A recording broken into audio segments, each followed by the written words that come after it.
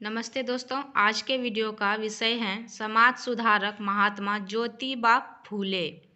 मैं उनके जन्म परिचय और उनके सामाजिक कार्य के विषय में ये वीडियो बना रही हूँ। मैं हूँ सुगंधा और मेरे चैनल का नाम है ज्ञान सुगंध। तो चलिए वीडियो शुरू करते हैं।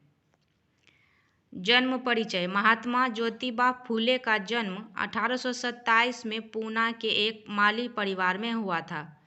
समाज के इस पिछड़े एवं दलित समझने वाले परिवार में जन्मे ज्योतिबा मानव एवं मानव के बीच होने वाले अंतर को देखकर अत्यंत दुखी होते थे। वे एक ऐसे परिवार से थे जहां पढ़ना लिखना कोसों दूर की बात थी। ज्योतिबा के पिता अपने बच्चों को पढ़ाना चाहते थे। घोर सामाजिक विरोध के बीच भी उन्होंने अपने इस बालक ज्योतिबा को पढ़ाना 21 वर्ष की अवस्था में उनका विवाह अनपढ़ सावित्री बाई से कर दिया गया। यद्यपि सावित्री अनपढ़ थी, तथापि वह शिक्षा के महत्व को समझती थी। अपने पति के हर सामाजिक कार्य में उनकी सक्रियता इसी बात को प्रदर्शित करती है। उनके सामाजिक कार्य। ज्योतिबा यह जानते थे कि देश व समाज की वास्तविक उन्नति तब तक नहीं हो सकती जब तक देश का बच्चा बच्चा जाति पाति के बंधनों से मुक्त नहीं हो जाता। साथ ही देश की नारियां समाज के प्रत्येक क्षेत्र में समान अधिकार नहीं पा लेती।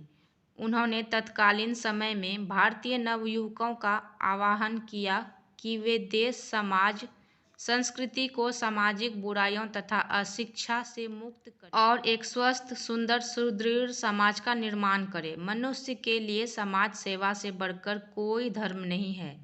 इससे अच्छी ईश्वर सेवा कोई नहीं। महाराष्ट्र में सामाजिक सुधार के पिता समझे जाने वाले महात्मा फूले ने आजीवन सामाजिक सुधार हेतु कार्य किए।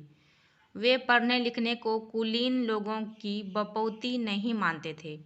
मानव मानव के बीच का भेद उन्होंने असहनीय लगता था। एक बार ज्योतिबा अपने ब्राह्मण मित्र के विवाह में गए हुए थे। बारातियों को जब ये पता चला कि वे माली जाति के हैं तो उन्होंने ज्योतिबा को न केवल अपमानित किया वरन बाहर जाने को कहा। पढ़ने लिखने के बाद भी तुम नीच जाति के हो, इसलिए तुम नीच ही रहोगे, ऐसा कहकर बुरी तरह अपमानित किया। इस अपमान ने उन्हें भीतर तक हिलाकर रख दिया था।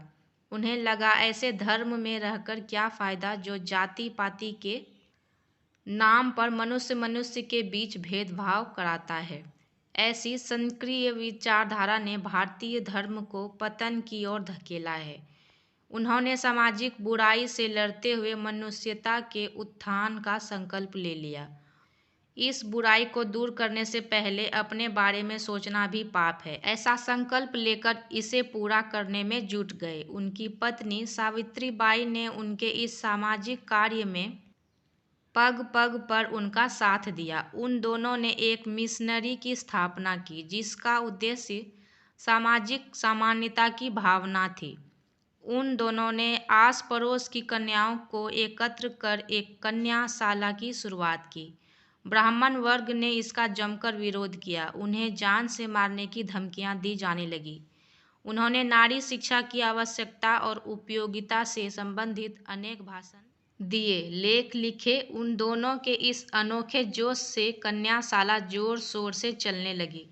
नारी शिक्षा के इस व्यापक प्रसार को, महाराष्ट्र में मिले इस स्वागत को अंग्रेजों ने भी बढ़ाया। एक गर्भवती विधवा की दुर्दशा देखकर उन्होंने विधवा विवाह की वकालत कर डाली।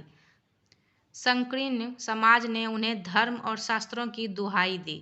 इन सब बातों से मिले अंत विरोधियों एवं अपमान ने उन्हें यह अनुभव कराया कि धार्मिक अंधविश्वासों से समाज को मुक्त कराना होगा। अतः उन्होंने एक ऐसे समानतावादी, सर्वसाधारण तक पहुँचने वाले सत्य शोधक समाज की आधारशिला रखी जिसका आधार विज्ञान था। उन्होंने ईश्वर की उपासना के लिए पुजारी की मध्यस्थता को अस्वीकार किया। आशा करती हूँ कि यह जानकारी आपको अच्छी लगी होगी। धन्यवाद।